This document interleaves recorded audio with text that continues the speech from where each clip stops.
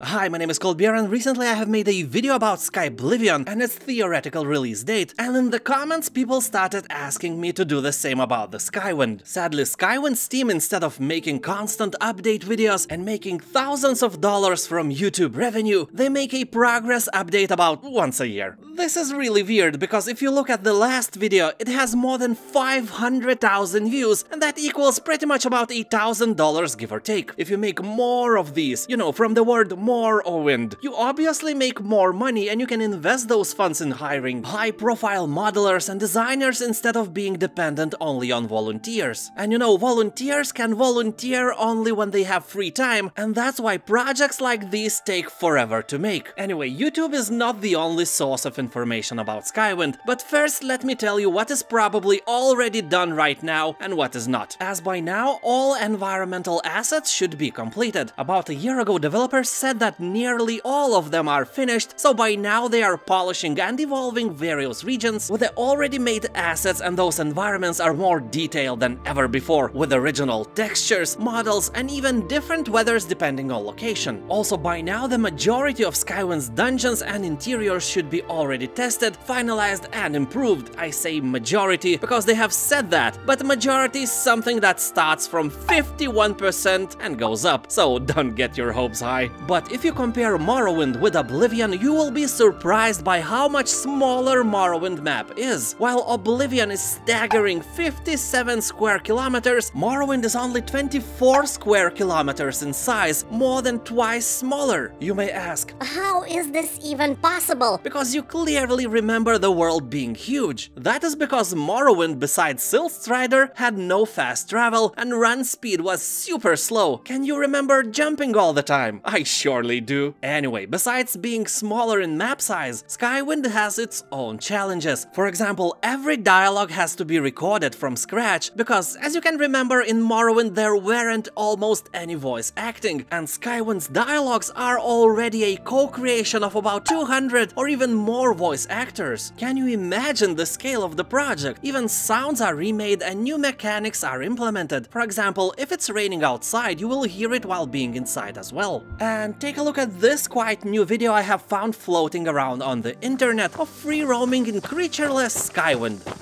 Can you hear it? The whole serenade of bugs, crickets, and nature sounds is really amazing.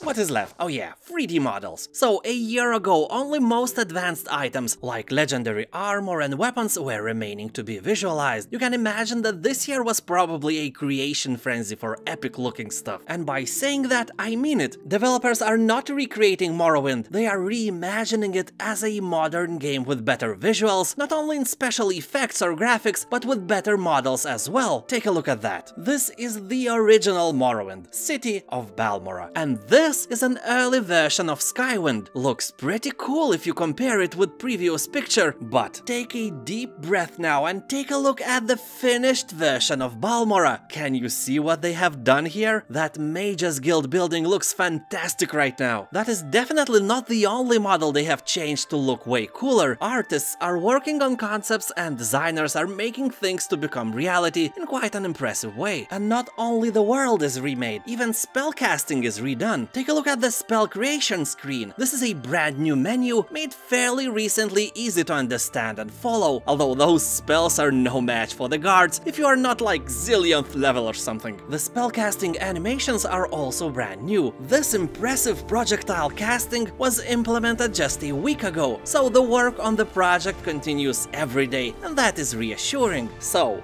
when is the release? I can say fair and square and triangle. Not soon enough. From all what I can see and hear, also when comparing with Skyblivion's progress, Skywind seems a bit behind. Well, because of scarce updates about quests and the world in general.